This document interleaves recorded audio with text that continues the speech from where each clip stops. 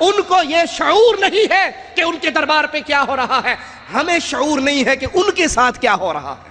اگر وہ سچے ولی اللہ تھے تو اللہ کی جنتوں میں ہیں، اگر وہ سچے نہیں تھے تب بھی ان کا ماجرا ان کے اللہ کے ساتھ ہے، لیکن دنیا میں کوئی تصرف کرنے کی انہیں طاقت نہیں ہے۔ تم اہل حدیثوں کو، تم اہل توحید کو مردوں سے ڈراتے ہو۔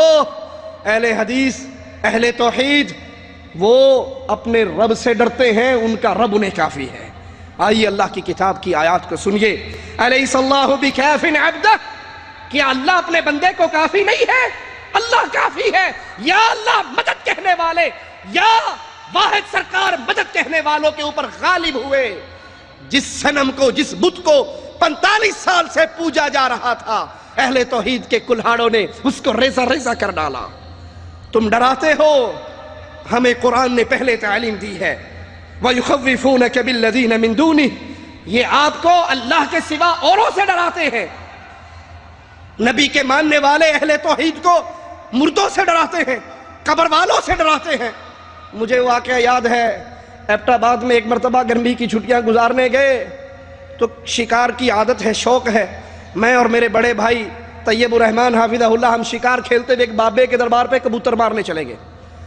وہاں جو مرید کھڑے تھے وہ کہنے لگے، اے بابے دے راکھ میں کبوتر نے نہ ماریا جے، بابا انا کر چھڑے گا۔ میرے بھائی نے کہا، یہ زندہ جتنے بیٹھے ہو تم سائیڈ پہ ہو جو، میں بھی سید ہوں، بابا بھی سید ہے، آپ ہی نبیڑ لیں گے، یہ ہمارا مسئلہ ہے، خود ڈیل کر لیں گے، تم نہ بیچ میں آنا، تم نہ بیچ میں آنا، بابا ہمیں روک نہیں سکتا۔ وَمَن يُضْلِلِ اللَّهُ فَمَا لَهُ مِنْ هَادٍ، جسے اللہ گمراہ کر دے اسے کوئی رہنمائی دینے والا نہیں۔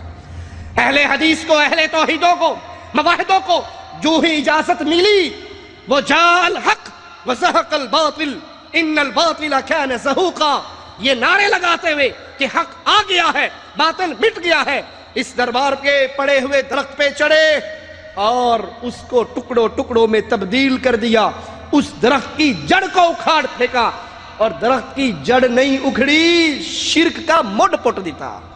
وَمَن يُضْلِلِ اللَّهُ فَمَا لَهُ مِنْ هَادٍ، جسے اللہ گمراہ کر دے اسے کوئی رہنمائی دینے والا نہیں۔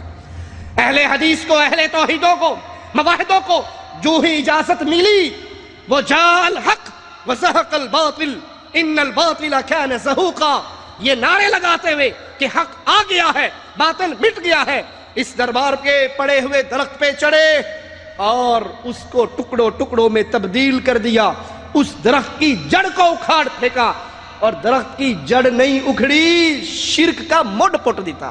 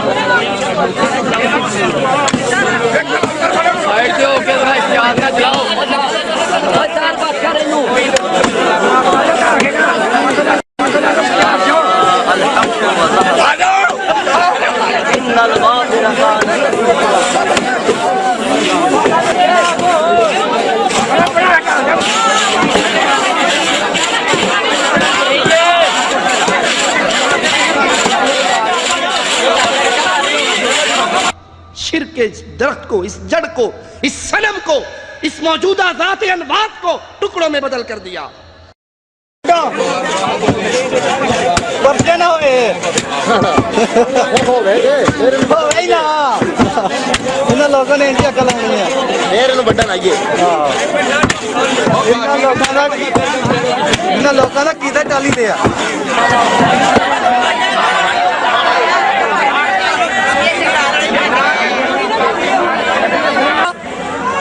الحمدللہ ثم الحمدللہ، اللہ تعالیٰ نے حق مسئلہ اہل حدیث حق نو فتح دیتی ہے، جیڑی ساڈی بات ہوئی سی انشاءاللہ تعالیٰ اللہ نے سانو فتح دیتی ہے، اساں مٹ پڑ دیتا ہے۔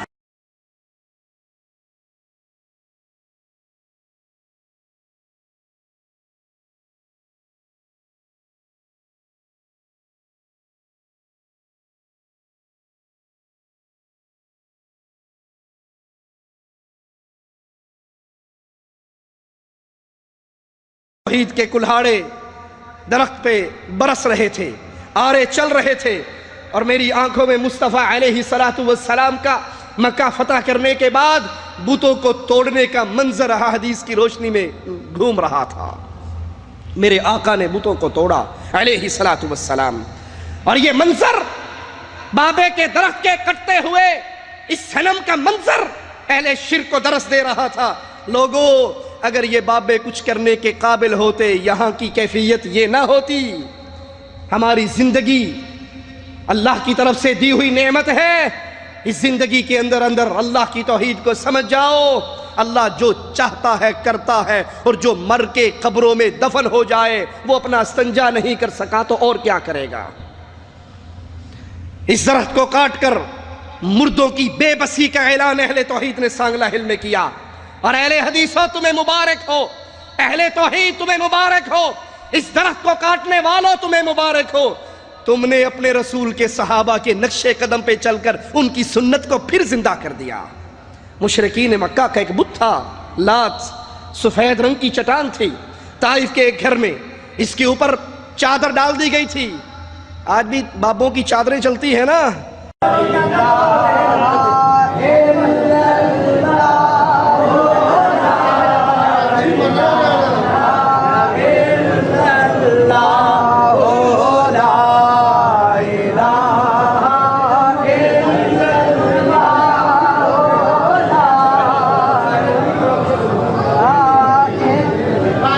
چم چم اکھا نال لاو اے چادر ماتو لال دے، ان چم چم اکھا نال لاو اے چادر ماتو لال دے، چم چم اکھا نال لاو اے چادر ماتو لال دے۔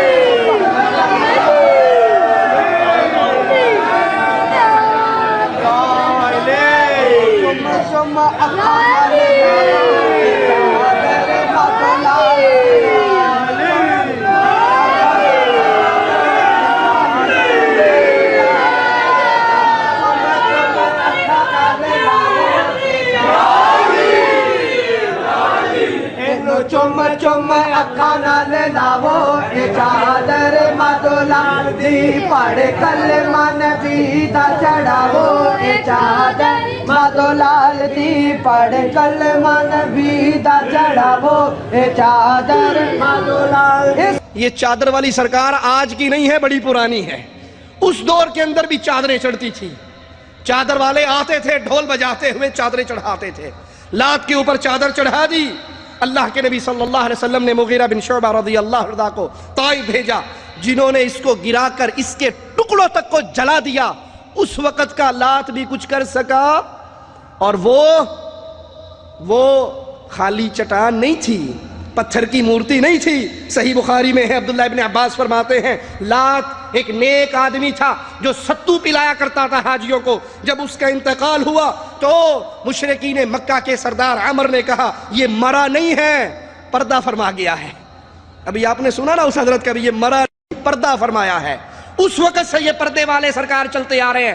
عمر نے کہا یہ مرا نہیں، پردہ کر کے اس چٹان کے اندر چلا گیا ہے۔ لوگوں نے اس چٹان کے اوپر قبہ بھی بنا لیا، اس کی پوجا بھی شروع کر دی۔ مشرکین مکہ کا ایک اور بت العزا، امام ابن جریر رحمہ اللہ فرماتے ہیں یہ درخت تھا جس پہ عمارت تعمیر کر دی گئی، اس عمارت کو بھی غلاف پہنا دیا گیا۔ ابو سفیان نے جنگ احد کے اندر فخریہ انداز میں اسی کا نام لیا تھا اور کہا تھا لنا عزا ولا عزا لکم، ہمارا عزا ہے تمہارا کوئی عزا نہیں ہے۔ تو محمد کریم صلی اللہ علیہ وسلم نے صحابہ کرام سے کہا تھا اس کو جواب دو۔ کہا اللہ کے حبیب کیا جواب دے؟ کہا فرماؤ اس کو کہو اللہ مولانا ولا مولا لکم، اللہ ہمارا مولا ہے تمہارا کوئی مولا نہیں ہے۔ امام نسائی کی روایت کے مطابق رسول اللہ صلی اللہ علیہ وسلم نے سیدنا خالد کو اس بت کو توڑنے کے لیے روانہ کیا۔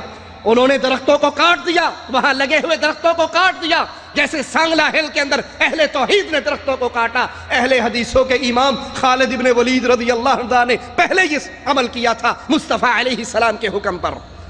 واپس آئے، رسول اللہ صلی اللہ علیہ وسلم کو خبر دی۔ آپ نے کہا خالد تم نے کچھ نہیں کیا، دوبارہ جاؤ۔ وہ دوبارہ گئے، وہاں کے مجاور یا عزا کا نعرہ لگاتے ہوئے پہاڑوں میں چھپ گئے۔ جب سیدنا خالد مزید قریب ہوئے